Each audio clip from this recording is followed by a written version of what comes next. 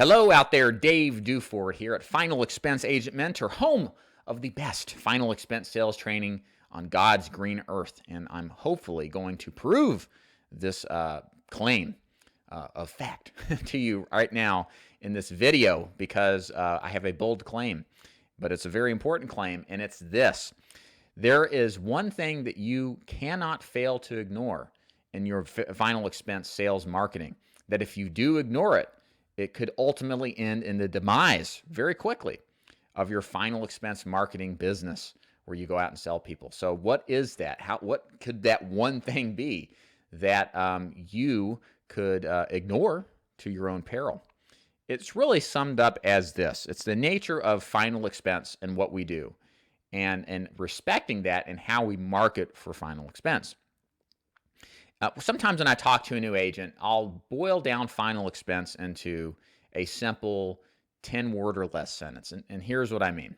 Final expense, at the end of the day, is selling life insurance to old, poor people. Okay? It's not really any more complicated than that. However, as simplified as an explanation as that is, the truth is, it has profound impacts on what products you sell, how you sell, as well as the conversation of today, where you sell. So let me give you a short story that really describes to you this concept of where yours truly didn't listen to it and found out through mistake what happens when you ignore this one rule to your peril. So back in 2015, I was working predominantly Alabama, parts of Georgia, and East Tennessee, but I wanted to try out some new counties about an hour and a half away.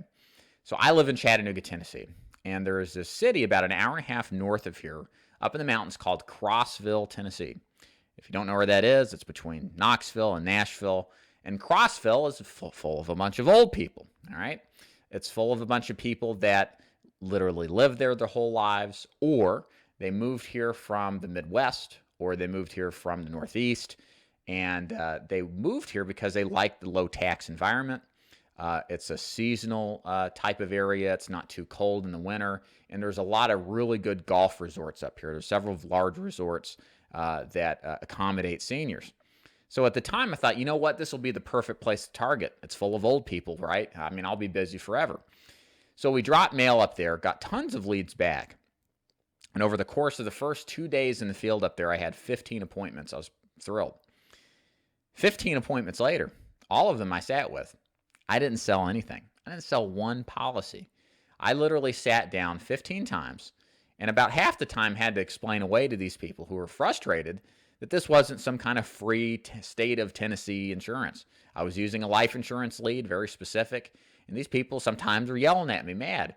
I thought after the end of the 15th appointment, I had lost my mojo. What had gone wrong? These are a bunch of old people. Why in this resort area aren't they buying? And here I learned the moral of today's video, the moral of the story. You can't just only target people who are old. You also have to target people who are poor, okay? My failure in this particular circumstance is because I ignored the income range when it comes to final expense. Now, you may be wondering, well, Dave, you put on an income filter of $0 to $50,000. Doesn't that equate to somebody who would be an ideal target for final expense? I would say yes. However, you have to understand from a data perspective that income, household income, is a very loose and guesstimate type of number. There's no surefire way that I know of that one can accurately assess to the dollar what a household average income earning makes. And the reason is first of all, income tax returns aren't reported to some sort of service of list services. So the numbers you see are just guesstimates. Plus, if you know anything about filing taxes, there's great ways to make millionaires or even six-figure earners look like they don't make anything in the case of tax earnings. So even if that were a way that was filed, it would be highly inaccurate. These are all just guesstimates provided by data collection companies. And what happens is, in this regards, is I'm pretty sure we saw people in this area in Crossville who are making less than $50,000 in retirement. But to make $50,000, even if it was $30,000 or $40,000, think about it. They probably owned significant assets. They had pension plans, retirement plans. They owned multiple homes. It comes down to this. Are these people going to be motivated to buy a burial insurance more than the poor people who have nothing, that make $1,000 a month and don't have savings? No. These are the type of people that pay for their Medicare supplement on an annual basis. Great clients, just not for final expense. And so this is a lesson you should absolutely listen to above a lot of the other information that's out there. Before you do any kind of marketing, whether that's, and again, I'm assuming direct mail is the way you should go. That's how I have my agents do it in my program. But before you drop an email, you should spend significant time researching a county down to the zip codes and researching the economic factors behind the counties. Now, depending on where you live, not including the coastlines because the income average is higher, generally, I think the best places to target for final expense are in the 20s, 30s, maybe the $40,000 range. It just kind of depends. That's one half of the equation. The other half of the equation is you got to know the areas in which you're targeting. It really pays to drive through an area, to observe it, to feel it, because you're going to get a better idea of where a good area is by a drive-through than you would just looking at numbers in a spreadsheet, which sometimes the data will just will give you. Plus, sometimes the data we use is based off of outmoded or out-of-date data, such as the 2010 census data. There are some neighborhoods and some areas that have gone through major changes, and it may not be an accurate assessment. So a drive-through and getting a pulse is really the best way to do it. So, like, for example, if you live on the coast, this may not be the case because, again, economics are generally better.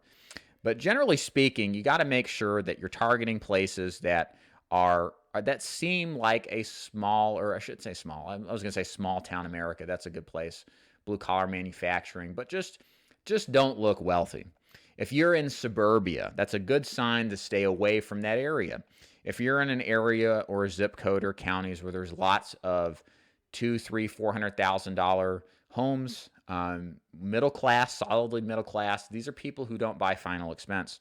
And you'll find a lot of retirees or people in their 50s and 60s that fit that mold. And they just won't buy when you try to sell it to them because they're just like, well, yes, life insurance is important, but I've got enough money set aside and I bought life insurance a long time ago.